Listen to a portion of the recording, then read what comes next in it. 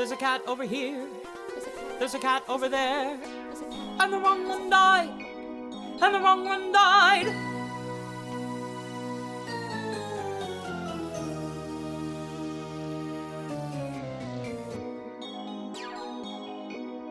Welcome to The Wrong Cat Died, the podcast breakdown of the catastrophe. I'm your host, Mike Abrams, and today we have another amazing guest. You might have seen her on TikTok, but she just recently finished up performing as Bombalurina in the City Springs Theater Company regional production of CATS this past May in Atlanta. So welcome, Maggie McCown. Thank you for joining me. Hi, I'm so glad to be here. Thanks for having me. I have been a fan of your, I knew about you because of TikTok, and I've been a fan of yours from before. And then this cast I saw because of Caitlin, who was a former guest of mine. And then all of a sudden I started looking, I'm like, wait a second, there's a lot of people I've talked to, a lot of people I've seen on, theater talk type of thing. And I was super excited because it seems like an unbelievable production that you all got to put on. Yeah, for sure. That's so funny. So you saw me posting about a chorus line. A chorus line and all kinds of stuff. My TikTok is now it's a weird TikTok because it's for the podcast, but it's also only me using it. It's a podcast of one. It's just me. Right. So it's got a little mix of it's got some of the sports stuff I like all of a sudden thrown in there. The algorithm has picked up the theater stuff and the stuff that I enjoy, but it's fun to see because there's a lot of the theater talk has a lot of really great content creators, and so it's fun to see. It's a really cool community, honestly. I've really loved. I kind of started it just because I was bored backstage, and now I've really found a lot of amazing people and found this really cool community on TikTok, theater talk. Yeah, I love it. So let's start at the beginning. You get cast in CATS. How much CATS knowledge did you have going in? When was the first time you saw it? Yeah, so kind of like a lot of people, I grew up watching the VHS. I distinctly remember every time I had to stay home sick from school, my mom would put on the VHS of CATS. I don't know. I guess she's just you like dancing? I'll throw this on. Because I remember being in my parents' bed sick and watching CATS. But other than that, I didn't know any of their names. Even before I auditioned, I was like, who sings McCavity? Which cat is I didn't know them. I was like, oh, the white cat is beautiful, but I really didn't have much knowledge about it. I was very I knew everything about a chorus line backwards and forwards. But when I would talk to CATS fans, I'd be like, I don't know about that world at all. And now I'm so deep in that world and I love CATS so much. So I can't imagine not knowing about it at all. But yeah, I really didn't have too much of a knowledge about it. So I love that for me, it was like Tommy Boy and The Price is Right when I was sick, and and you got CATS. Yep. So you watched it a bunch, but it was just almost while you're kind of barely keeping your eyes open sick. So you're not fully following it. Were you more interested in the dance section of it or the story part of it? What was that for you as a kid? Dancing, for sure. I grew up mostly doing ballet, so I loved seeing all the technique and the legs and the athleticism of it all. And obviously, most young girls, it was I want to be the white cat. I didn't even know her name. Didn't know her story or what she signified at all. But I was oh, beautiful. And yeah, there wasn't too many shows I watched that it was the dancers were the leads. It was an ensemble-based show full of amazing dancers. So I think that was inspiring to me as a young girl. I didn't know what was going on though. Yeah. And you do now. Now you know. I know too much now. So okay, so you had not seen it since the movie to being cast. Yeah. I saw one regional production of it. And it was cool. I thought it was good. But I wasn't dying to be in it. I love that. So you just you walked in and was oh, this is fun. And then you walked out and didn't think about it again. Yeah. That was essentially my life the first time I made a joke about it. And then I didn't think about it again until I made the joke that led to this podcast. And so it's the same thing. It's oh, that's interesting. And then you walk out and kind of forget about it. And now it's a huge part of your life. Mm-hmm. For sure. Okay. So now that you're in, I want to ask this before we get into your particular production, because I have not seen the chorus line because I'm, again, not that knowledgeable in theater. You can see all the sports behind me. Everyone talks about the parallels between CATS and the chorus line. Do you see it? I do. And it's interesting working with Bayark Lee on the production. Mm-hmm. She's the reason why I showed up. I was like, Bayark's doing CATS and I'll go wherever Bayark wants me to go. I'd follow her to the ends of the earth. And she tells us this story, and they posted this on social media, so I know I'm allowed to share this, but that when A Chorus Line came out, it was, really revolutionary. Again, that same kind of concept of the triple threats, and you're very rigorously trained to be in a chorus line and to do this long dance show. It's kind of a marathon. You're on stage the whole time, right? So after Chorus Line opened, shortly after, CATS auditions are coming around, and Jillian wanted all the Chorus Line dancers. Interesting. So Bjork and Michael were like, oh, like we trained them. Like, so Bjork, I can't speak for Michael, but Bjork said, I'll never do a production of CATS. Like, she's joking, but she's like, we trained those dancers and then they stole them from us. So she said, I'm never going to do a production of CATS. And then she goes, and here I am. So wow. I guess all these years now. And then she posted a video. I was like, Michael's just laughing at me when we put cat makeup on her. So yeah, that's been funny seeing that very personal experience with her. As far as the story goes, I see it to a degree, like maybe the concept of like they're all auditioning, like we're just meeting or getting to know all of these different characters and they're auditioning for a part. But I don't see that is very clearly the story of A Chorus Line, but I don't see that as much so in CATS. I don't view us as auditioning to be the Jellicle choice. I view it more of a celebration of all these different characters. Yeah, it's interesting. I don't know. It depends on how you look at that aspect of the plot, because you're right that there is the you get introduced. Someone called it six as well as you meet one after one after one after one. But you're right that there is one camp that's more of a these people aren't even eligible to be the Jellicle choice, and there's other groups that are like my initial thought was this is the X Factor. Right. What's this version of this? Who's going to be picked? And I just assume anybody who's had a song was a choice. Was a choice, right? And so it is it depends on how you examine it, which is very interesting. And there could be some parallels between Cassie and maybe Grisabella, singing about give me a second chance. Maybe their time in the spotlight has come to an end and now they're dying for another chance. So that could kind of be where people see that parallel, and I could see that. I think that could be kind of cool. Mm-hmm. So now let's fast forward.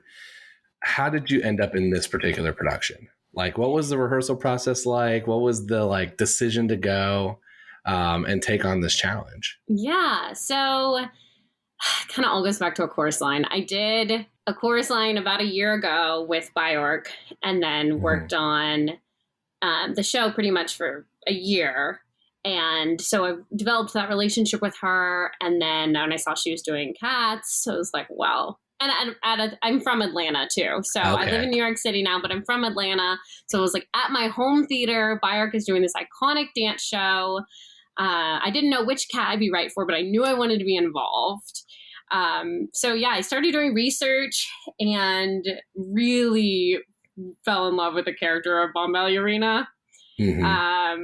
I kind of got my heart set on her, which I don't normally do. I normally like to just be okay, wherever I end up, it's where I end up, because I don't want to set myself up for disappointment.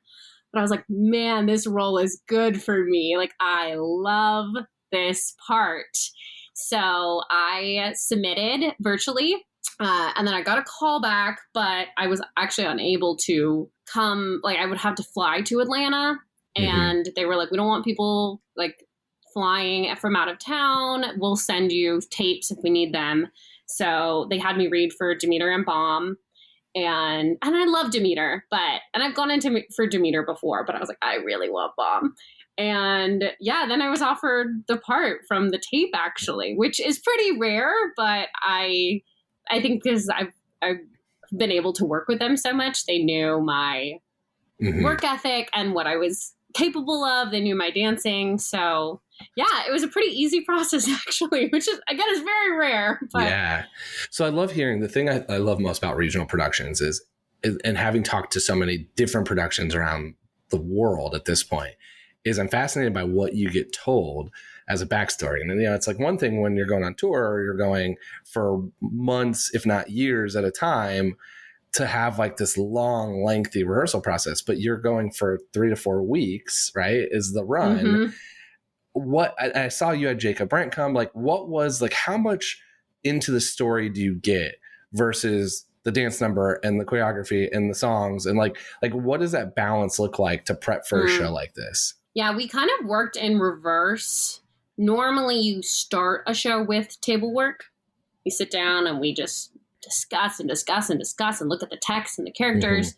And then we put the show up on its feet. But it was such a short rehearsal process, and we only had a limited time with Jacob Brent, who was just, I know you've had him on the podcast. He's phenomenal. He's a legend. A legend, yeah. So that was just, to be in the room with both Bayark and Jacob was just such a dream. Yeah, so we only had a week with him. So he came in and kind of hit the ground running and was like, let's do the whole ball, and as much as the ball as we can do in one day.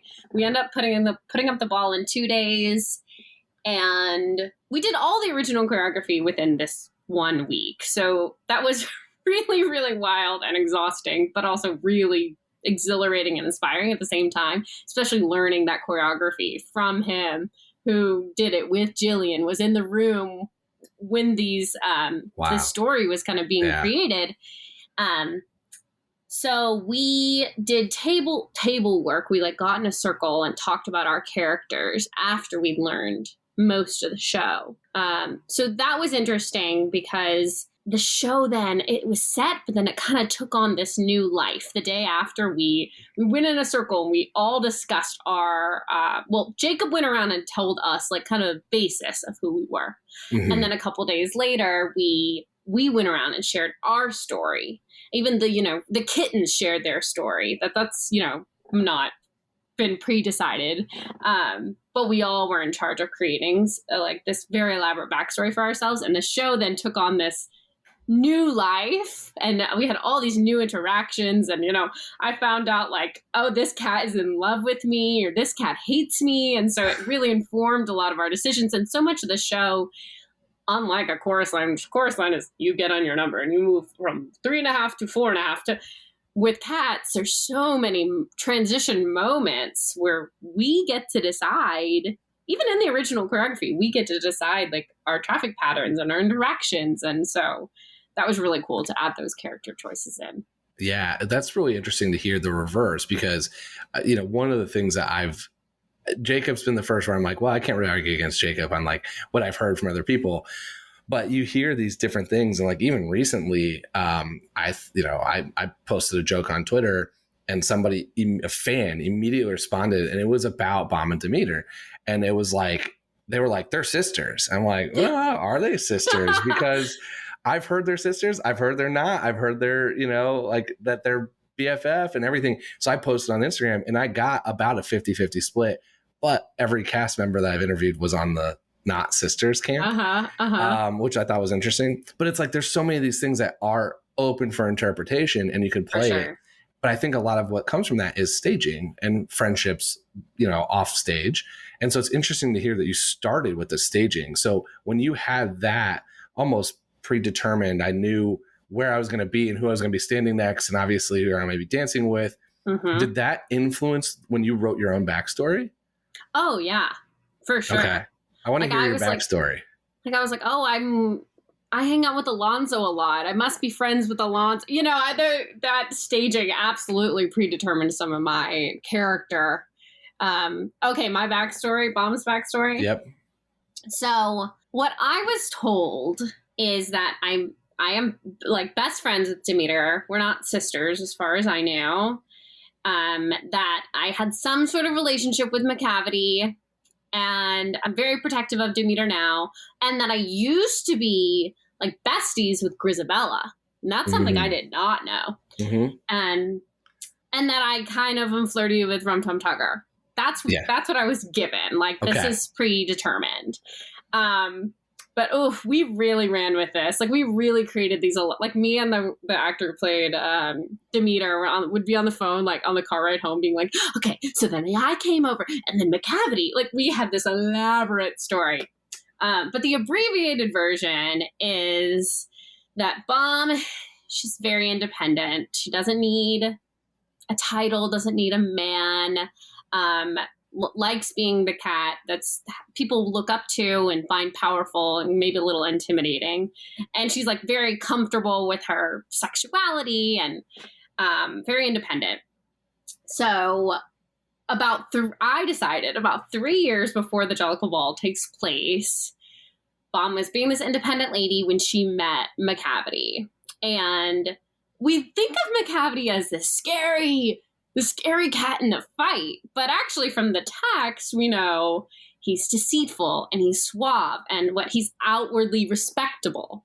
So we think that form that we see him in the show that's not how you normally see him. That's scary Macavity, but normally he's taking on these disguises and he's really attractive and he's really suave. So he sweeps Bomb off her feet. She's kind of into the bad boy vibe. And then she starts to see that he's involved with crime and kind of running these elaborate cons. And he wants to use her in these cons, like kind of in a shady way. And I don't want to be a part of that. I'm like, I thought you cared about me. I don't want you to use me in your schemes. So I leave him. Around the same time, this is when Grizabella and Monk are together and Grizz leaves Monkey Strap.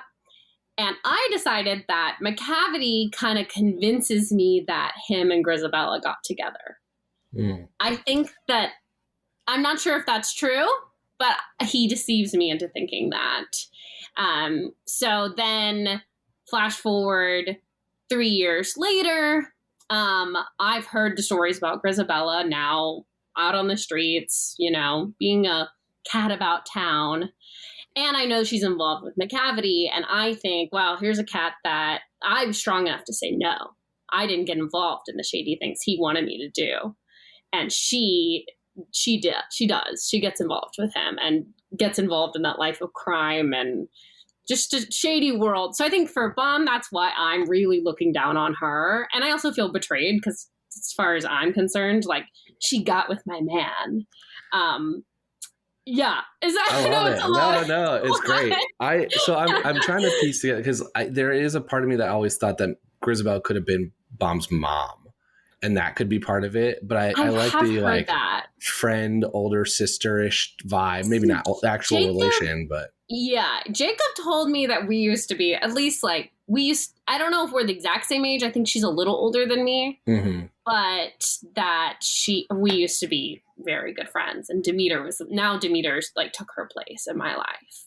Got it. Yeah. And so, okay, so that makes sense. And so you're like, yeah, she betrayed you. There's also I've heard a little fear that like that could be the path you could go down if you're not careful, but you've stayed away. Absolutely. And that's same with Demeter. Like Demeter then, so she's supposed to like kind of tell me in the first act. One time she just looked at, we were trying to decide like, she's just gotten back from this scary snafu with Macavity, and when does she tell me? When do I find out that she's been with him? Because something else is that Monkey Strap and I don't speak about him or Grizz. So that's why I could rationalize why am I so protective over Demeter, but I'm ruthless towards Grizabella. Is that Demeter didn't know my past with Macavity. So then when she tells me, I'm like, girl, like, oh my gosh, like, I'm so glad you got out. This is what could have happened. And so then Demeter and I are looking at Grizabella with such different eyes. Me being like, you should have gotten out. You should have known better. And Demeter being like, wow, this could have been me if I had stayed. Wow. In the end, I think we all were victims of Macavity. But kind of have different journeys with the way we like find that forgiveness for ourselves and for him and for each other. Have you had that moment with your Demeter before you sing the incredibly sexual song about Macavity? Yes. Okay. Yes. In the first act, she tells me, and one day we were about to do Gumby Cat, and she looks over me and was like, I was kidnapped by Macavity.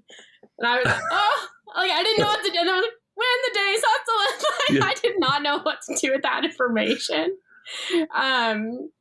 Yeah. And then finding how we rationalize why Macavity is so sensual is like, I think that duality of he's so bad, but he's so suave and deceitful at the same time. And kind of like that, remembering those days when maybe you got involved with a bad boy. Like I know he was bad for me, but like, wow, he was a charmer. Like, yeah, there's been a couple people that have basically said that Bomb and Demeter had the same experience, but Bomb liked it and Demeter didn't, essentially.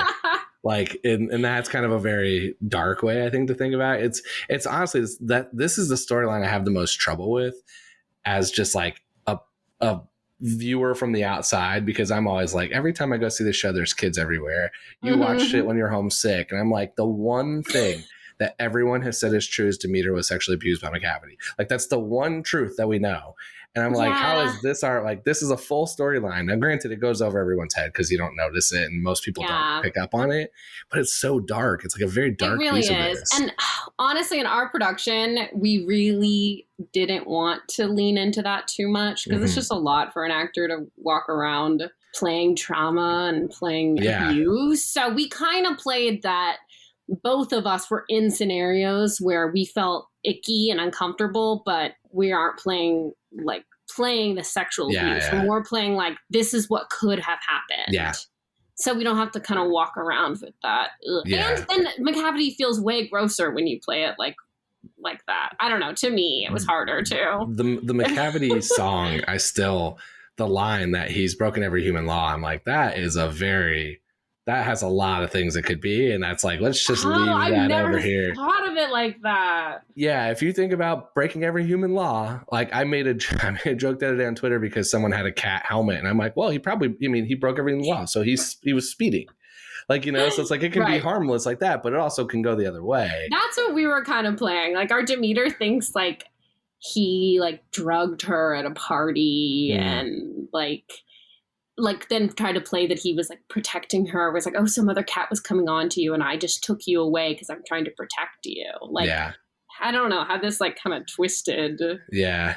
Did any of your castmates come up with something just like way out of left field when you were hearing the stories? Yes. Our McCavity has this whole story that he is dead. He's already dead? That he is talking about like necromancy. It was very interesting. But we were all like, oh, like I still don't really know what he was getting at, but it was very elaborate about like he has already died. Oh, and that he's ageless. What other stories were there? A lot of them were dark, not dark, just like heavy, like a lot of cats that came from hard, difficult homes and now feel like they have a sense of belonging in the Jellicle tribe. Like we all brought to the table these like, dark, deep stories. I was like, wow. When people say Cats has no plot, I'm like, you're kind of given that though. Like that is the baseline for a lot of it. Like there's only 5, I think, that have collars, which means that most of them are like, and it's very cultish. And so like you have a lot, it is, if you like really dig in, a lot of them have these dark backstories to begin with, which is again, why I don't think children should see the show. But it is like it's interesting because there's just so much emptiness. Like it's a world that's been created with a few for 100% this happens, or we know these things are building up, and then a lot that's just unsaid that leaves a lot of interpretation, which is where it becomes so interesting, and why I still have this podcast going is because there are a lot of different like ways you could answer this question, and there really isn't a right or wrong in most of them, because I think some of the questions I even ask are things that never came up in the beginning. Like it's not stuff that was discussed and in length. Some of it was, I'm sure, discussed in the original production. And I know in 2016, they thought about stuff. Hearing you all come up with your own like circle of stories, like you are creating this, but there isn't necessarily a right or wrong answer to most of it. Like there is some kind of gray area that this world has built, which is what makes it, I think, unique. And I think it's why there's so many fans, like a very diverse set of fans to the show, because there's probably something in you or yourself that you can see in one of the characters or part of the plot that allows you to relate to it. Right. Like I saw on some fan page that there's a theory that Bomb is Dick Whittington's cat, because I sing the line about were you Whittington's friend? And I was just like, who is at home being like, I wonder. And then Gus sings about Dick Whittington, understudying Dick Whittington's cat. So everyone looks at me during that moment. I'm always like, Yeah. It's just crazy. And honestly, endless backstories or who's related to who. Like we've all created these interesting relations. It's really fascinating. I totally get why people go down these rabbit holes theorizing. Yeah. About the plot. Is there any relationships that your cast created that maybe would be different? Like what I love is there's a group of people that are, especially with the original production, where they're like, this is the way it is and nobody can tell me otherwise. And there's people like me who are like, yeah, of course they could be together. Like I could sell you on why this person and this. Like I had a love triangle between Grisabella, Jelly, and Buster Jones, and everyone's like, wait, what? So I think it's open. But what did you all create? There really are so many. I can mostly just remember my own. Pounceville is like in love with me. That's sweet. Okay. He's like, oh, like, hey, and I just like, he's a child to me. I'm like, hi, like, so like after I get rejected by Tucker, he's like, I'll be with you. Yeah. So that's cute. And then there's also theories that I'm Stella Bub's mother, and we're not quite sure who the father is. Could be Rum Tum Tugger, but our Tugger is like, no, I'm not the dad, so we're not quite sure. I'm trying to think. Jelly Lorem and Skimbleshanks are kind of a thing in our production. Okay. Yeah, I don't know. I can't think of any others off the top of my head, but we are the theory that Victoria is Grisabella's mother. Or Grisabella is yes. Grisabella that's another very 50-50 thing. Interesting. Or that, who are the children of Deuteronomy? Are we all the children of Deuteronomy, or is it just? Well, we said 99 wives. 99 wives. I know. So there's a good chance there. I mean, again, it's just very open. I've had people send me what their version of the family tree is. I've attempted to build one myself, and it's impossible. So much. Because and then it goes back to what Andrew Lober said, which is they're just cats, and cats just frolic around, and which means that they're probably a lot together, which is and you have a celebration of that with a ball. Yep. Absolutely. In the end, we're just cats. Well, one thing I did want to ask about is I did hear a couple people use this podcast to like hear how other people approach their characters. Is that true? Oh, listening to the podcast? Yeah. I listened to a couple episodes. I was like, I want to hear what other bombs or other people have said about their characters. Yeah. That's wild to me. I love hearing theories. That. Yeah, absolutely. Why not? For sure. That's so cool. I mean, it's cool for me because it's like always been my joke of like, all right, I'm ready to direct one, and then it's like, no, you have Jacob Brent coming. Like you have someone who really knows what they're doing. But it's been fun to hear that like people like are using this to hear how other people have interpreted their cat, which is what's so fun about this is that it's like basically a record of at least their thought process from it. Well, it's so fascinating when you meet someone else who's as passionate about cats as you are. Because so many people don't get it. They're like, oh, it's cool. That's awesome. Like the dancing was so great. And that's all that they're like, the dancing and singing was awesome. They don't see anything else. But when you meet other people that are like, so which cat do you think, like you get to theorize about these things. It's so exciting. So I think this podcast gives you, an opportunity to get into other people's brains who are just as passionate about it as you are. Yeah, it's fun for me because like I live in New York and this is not my full-time job. I watch a lot of sports like this. I don't live in the theater world besides being part of this podcast network and attending like and going. I can't dance. I can't sing. I didn't grow up. I played one thing in my entire life as a kid growing up because I played very high level travel hockey. So I was like never in the shows as a kid. Like I lived the opposite life. And now I'm in this place where I kind of like, if someone, it doesn't come up like right away. I'm not like, let me tell you about my podcast type of thing. But every once in a while, someone's like, yeah, I just saw Cats. And I'm like, yeah, what'd you think? And then it's like a very strange, weird, like, I know a whole lot about it for a very, very, very weird reason. And it becomes fascinating when you get somebody who is in that world and that thought process. Right. It's like, oh no, I grew up with it. I love it. I knew it. And the, like, I know the plot, and that's mostly it. I know the plot and the backstories in the world. and not the choreography and the original and the differences and all that stuff. And but it's fun to meet the people and talk to so many different people who have done it, because there's so many versions of this over the years. And there's been some productions I like wish I could go back in time and see or just hear. Me too. And now it's like, nope, that was, it was like a moment in time. We're going to take a quick break for some messages from our sponsors, and then we'll be back for more of The Wrong Cat Died. Let's talk about CATS TikTok and theater TikTok. Okay. Because I've seen a lot of what you've done. I keep reposting all of them. I firmly believe that everyone in doing a CATS production has the best built-in content creation possible, because you can do transitions. You've got like these weird, unique type of things that's very eye-catching. And so it's like, I just love that you have this platform and got the opportunity to kind of go and take this very strange, weird thing and kind of bring it to the TikTok world where it's like built for it. So I initially got involved with posting on TikTok because I was a fully offstage swing in a chorus line, had a very small role and a lot of time to kill. So I was like, this is a great time to start making content backstage. I had all this time in my hand, all these actors, readily available to me. And I kind of fell into this theater TikTok world and really enjoyed it, actually. So now posting with CATS, I've been like, I have all this content to post about and these backstories, but I don't have nearly as much time because I'm on stage the whole time. Yeah. So it's easier because I have all this all these backstories that we've been talking about and inside jokes almost. Mm-hmm. When I post like a TikTok about that has some cat inside joke, I'm like, I know this might not do super well on TikTok, but I know the people that get it are going to think it's really funny. Yeah. It'll reach the right audience. Yeah, absolutely. Absolutely. Might not go viral, but the people that get it.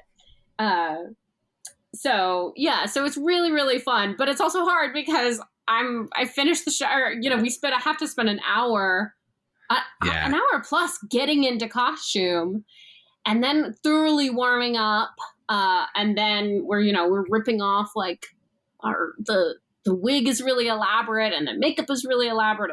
Everything, we're all like using coconut oil to get our faces off really quickly. So I'm like, wait, before you use that coconut oil on your face, can I get a video of you saying this goofy thing?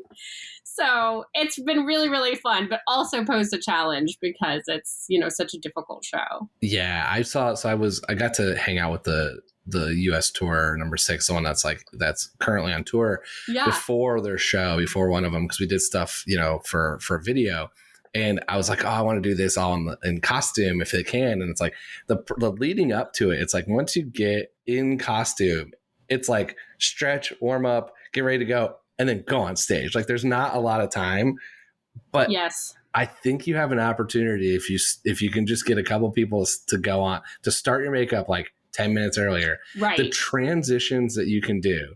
Right. And TikTok thrives on those of starting just in normal clothes and then doing the whatever you cover your camera with to then all of a sudden be in full cat is just such good content that really is. Most people don't get the chance to do. So You're I'm encouraging you to do those while I know you still have a little time left. I know this is coming out way after, but hopefully we see some of these. I want you to do that. And then all the dance trends in cat costume, just people notice them are so much more fun. Yeah, you're so right. They're hilarious. Yeah, absolutely. I love it. The costumes are so eye-catching. The wigs and the makeup, and what's been really funny with the wigs and the makeup is going out to dinner on our 2-show days in between. I know I posted a TikTok about this. Like, we're not gonna redo our whole face in between shows, so we'll go out to a restaurant and just be in full cat makeup. And one day we went out and this mother and daughter were looking at us, and the mom went, "Scary, right?" Yeah. She didn't acknowledge us and say anything. Just scary, right? I just love the fact that like it. I think it's it's a little different living here in New York than like I'm from Indiana, you're from Atlanta. Like it's not like I feel like if I walked out, I would now I know. But if you would have done this 10 years ago, and I would have walked in and saw a bunch of people in cat costume, I'd been like, "Is there a furry convention going on. Like, I'm not sure it would have registered musical right away of that because I didn't grow up watching the 1998 movie to be like, oh, that's Mistopheles. Like, apparently there was a furry convention like our opening weekend. at the same time in Atlanta. Yes. Someone is like, they're just going to assume that's what we're doing. Yeah. Like, and we're all like, cool.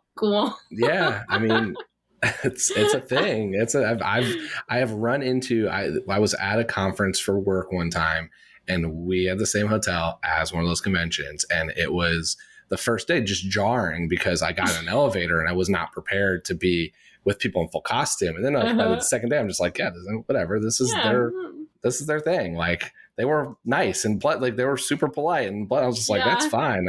More power to you if it's as long as you're, just it's been on work conferences. I'm just like, as long as you're quiet and not, causing too much trouble while we're just trying to do what we have to do there for work. I was like, more power. It's just funny because we're like, yeah, we're actually professional dancers and this is our job, but we're just playing dress up, right? Yeah, like, it's like, I love it. Okay, let's do some rapid fire. Great. If you could go on, I know you said that Bombalurina was like a dream role, but if you could go on for any single cat, whether it's male, female, whether it's in your vocal range, not in your vocal range, just for one night, who would you want to perform as? Ooh, Grisabella. Go on as Grisabella? If I had just to be on the princess track of sit backstage. You're 15 minutes on stage. And you don't have to wear a unitard. It's like skin tight. You just get to wear a cloak. And then you get the loudest applause of everyone. So, probably Gris. Okay. Who are your favorite and least favorite cats? Ooh. Well, having said that, honestly, Grisabella is one of my least favorite cats. That's great for my last question. Yeah, I don't know. Well, I know you're going to ask me, and I'm really dreading the question. But I think Gris is a little manipulative, at least in our production. She's admitted that she like shows up late. She's very dramatic. She falls to the ground, and obviously for personal bond reasons, she's betrayed me. So I don't love Gris. I used to not like Jenny. I used to think she's kind of a lot, but she's like, she's kind of one of those friends that you're like, whoa, you're a lot, but I just love and accept you anyway. For Jenny. Weirdly, I'm not good friends with the twins, Bomb and the twins. I guess I'm answering for Bomb right now. I kind of, so this is, it's fun to hear your answers. And I was going to say that it seems like you're answering as like so much of your own personal opinions have been shaped by the character you got to play. Sure. And I think some of that is because you didn't have the deep, like, ties to all the backstories growing up watching it, and that so you had like a preconceived notion of so many. It's more of like you've only viewed this from the lens of Bombalurina, and so all your answers are just like, well, of course I don't like her, of course Grisabella betrayed me, like you are answering as her. So I'm assuming on the flip side then your love is probably like a Demeter. And is there any other characters that like maybe that's one that you don't interact with as much, so you're just like, I kind of dig that person? I don't interact with Mistopheles, but obviously and Harry Francis plays it in our production, and he's just wonderful, just a wonderful human off stage as well, and obviously, just breathtaking on stage. It's kind of unbelievable. It's my favorite moment of the show is I just sit on the little cat tree on the side and watch him, and that's my favorite. That's my favorite moment of the show. It's just, I'm like, wow, this is like, it just feels like very, very high quality theater when I'm getting to watch him do the number. He's so phenomenal. So what's your favorite song? What's your favorite song on the show? My Cavity. I know. Okay. I'd be criticizing being like, oh, of course you do, but that's my favorite song on the show right now too. So. Really? Okay, good. I think when I first saw it was Mungo Jerry and Rimple Teaser just because it was stuck in my head. I've now had the realization that the reason that I like that song so much is because I've noticed that for myself as someone who like I got overwhelmed seeing so much happening at once. Like I'm very much a sitcom plot fan where it's like it's very easy to follow, very simple. I don't have to think that much. And I got to Cats and was like, what is going on? There's so much. And the only time that's not happening is Mungo Jerry and Rimple Teaser. Right. And so it's like that was my favorite number. And I'm like, oh, that probably says a lot about me as a person. Of like that was the moment where I could just focus on just the two of them. Right. But as I've watched McCavity is kind of the same way. I just think the music's so great. Like the song is just so fun. So it's the one that orchestra and just it's so good. I love it. Yeah. I have a lot of thoughts on this one, but I want to hear what comes to your mind. But which cat do you think would be the best on TikTok? Like if they were a TikTok influencer? Oh, wow. I've never thought of this. I have lots of answers for this, so I'm ready. Interesting. Okay, I think Skimbleshanks would be good at treating it like a business. Posting at the correct time. I'm so not like that. I just post whenever I feel like it. I can't do all like the research of the right time to post or when, so I think Skimbleshanks would be good at the business side. I think, I think the kittens would be good, like, etc. Because they're young and hip and cool at the times. I'm surprised you haven't said you. Bombalurina. I think she would be dancing and like dancing up a storm, doing all the different trends. That was Bomb and Tugger were my first two original answers. Oh yeah, to this. Tugger, duh. Because every Tugger on TikTok does amazing. Like Rum Tugger TikTok is a thing. But I think where this gets interesting, if you start thinking about, I wouldn't say they're niche, but like the ones that are very specific to a type of like content. I think Buster Jones is cooking. Yeah, I think there's probably doing reviews somebody. Someone's on the book talk. Like Jelly Lorm is probably like an avid reader and is on the book talk. Like I think there's a couple of these. Like Victoria's probably doing some stuff dancing too. Like there's some like niche but interesting. I think could go in there. I see it. I definitely see it. Yeah, like Mustafa's would be great at it too. You're so right. You're so right. Okay. I know you don't want to answer this question, but I got to ask you now. I want you to either defend your least favorite cat or I want you to pick who you would choose as your Jellicle choice and why. So I initially was very much the wrong cat died. I was like, wow, this is so unfair to Gus. Grizz is kind of manipulative and I don't like her. And like I've heard you say, like, why can't she just rejoin the tribe? Like, why can't we just accept her? Honestly, wouldn't that be more powerful? And amongst the cast, a lot of people say, like, we just need to get rid of her. Just like, she's just causing drama. We just need to get rid of her. But I was very much like, Gus should be the choice. Or it's like Gus was robbed. And talking to Jacob, and the longer I've done the production, I now think it's got to be Grizz. And a turning factor for me was that, at least in our production, we're playing that she's going to die. So if she doesn't go this year, she can never go. Like, we're playing that she has, like, some kitty disease, like kitty, like, STI or something like that. And she looks bad. She looks like she's going to die. Yeah, that ruins my criteria. So like that ruins my current argument, which is if she's not going to make it to next year, then it does become different. Let me ask you this question then, and maybe I'm curious if your cast even talked about this, but does Old Deuteronomy make the same criteria every year?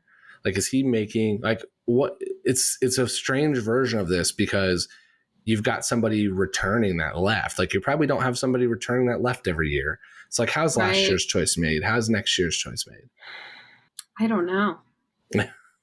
I think normally it's probably seniority. Mm-hmm. It's the older cats, the cats who have done their time and paid back to the community. So I assume, Jenny Anydots in a couple years could be a strong candidate. She's older and done a lot for the community. I feel like it's seniority. Buster Jones. Well, Buster's a little bit like, he's not super loyal to our tribe. He kind of travels around, but that it's not the most talented cat. It's Mistopheles he's not going anytime soon. Like he's young. So yeah, I think it's seniority normally. And that's why this year is different, because I think Grizz is not old, at least in our production. She's around Bomb and Demeter's age. Mm-hmm. And I also think that's what makes the end so powerful, is that she doesn't deserve it. It's this moment of redemption, that she didn't earn it, but that we know she needs it the most. And they also made a really big point to have Gus give her permission. Interesting. Yes. So our Gus, it's actually probably one of the funniest moments of the show, is that during, right before Memory, the daylight, see that when Syllabub's singing her solo, our Gus crawls out from the back of a tunnel that we have, like army crawls. And if you can't see it from the audience, but all of us can see it. So we're like watching Syllabub, or we're watching Gus like crawl out. It's really so funny because he's not with Jelly Lorm at the time. So he's playing that he can't walk without someone. And he sits right next to me. All of Memory, he's like shaking and reaching out to her. And he's also one of the first people to go out after Victoria touches her, being like, I'm giving you permission. It should be you. And Gus got to live out his dreams as a famous actor, and Grisabella never got that chance. So she's going to come back and get that life that she always wanted. Whereas Gus is like, I lived a good life. I'm okay. You can have it. So, yeah, there is a moment in the 1998 movie where he goes from his back turned to all of a sudden like, okay, and then reaches out. And so I do think there is like supposed to be that moment of where he's accepted that he's no longer the choice, because I think there's a lot of belief that he was the choice. And that is an integral part for us to believe that Grisabella is worthy. I kind of love that. It's like you were fully on board here, and then good old Jacob Brent had to go in and try to convince you so that way you can play it correctly on stage that Grisabella's the right choice. And that's what I'm going on. I'm going to send him a message and be like, Jacob, you guys stop convincing people against my podcast. I know. But at the same time, like when you're producing and when he's doing what he's doing and coming in and helping, it's like, well, you've got to all play it, because otherwise it's weird. Like it wouldn't work if you all went on stage and were just like, nope, we don't want to send her, but like, go ahead today. So you've got to convince yourself to do it for that moment. But maybe my mind will change when I'm not playing the role, but over time, over time, we're going to get you on either Team Gus or Team somebody else. That's the goal here. Is I'm slowly trying to convince everybody. I actually, right now, I was just looking this morning. It's pretty close to 50-50 of, like, Gus and Grisabella are pretty much most of the votes. But Grisabella does not have half the votes, which is pretty wild when you think about, I've done 120 plus episodes of this, multiple guests, like there's a lot of votes, and she doesn't even win half the time of this. And so it's like, that's kind of crazy, because that is the story. Like she is the answer. Like it's definitive. It's the way it ends. It's not changing for 40 something years. But I like to think at first I was like, oh, it's definitely me. I'm causing the strife here. I'm trying to move in. But I'm like, no, it can't be, because this it hasn't changed. Like the order's been 50-50 from the beginning before I even started. I think it's also the theme to me. If someone says, what is CATS about? It's about redemption and forgiveness. Yeah. So, and it's about, she didn't deserve it. She didn't earn it. She wasn't the most talented cat, and she didn't, give to the didn't give to the tribe the most. She actually gave to the tribe the least. And it's the tribe saying, like, who are we going to be moving forward? So a big turning point for me is that, like, the first time she comes out, I'm very like, don't touch her. I'm very, influential in the group. I'm telling the kittens, I'm telling them how to feel. They don't know who she is. And I think my turning moment in the end is this the legacy I want to leave? Like, is this, I look at the kittens wanting to touch her, and I'm like, do I want to teach them to hate? So I think that's why we need to turn around the Jellicle tribe. And it has less to do with that Gus deserves it less, and more just that old Deuteronomy sings about our character in the end. So it's we're deciding, what is our character? So I agree with every single thing you said, except for that she has a disease that's going to kill her. Because I think like you still have the same story if she gets accepted back and you just send somebody else up.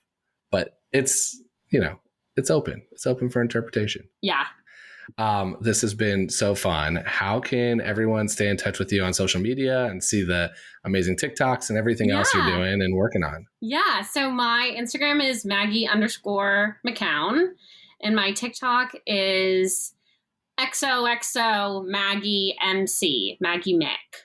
So yeah, come find me. We will put that in the description so people can find it.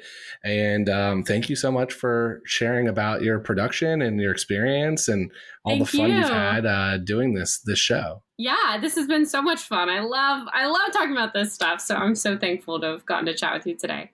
Awesome. Well, thank you. And thanks everyone else for listening to this episode of The Wrong Cat Died, the podcast breakdown of the catastrophe. To follow along, you can subscribe on Apple Podcasts, Spotify, Stitcher, or anywhere else to listen to podcasts. Follow us on Twitter, Instagram, and TikTok at The Wrong Cat Died, or check out our website, thewrongcatdied.com.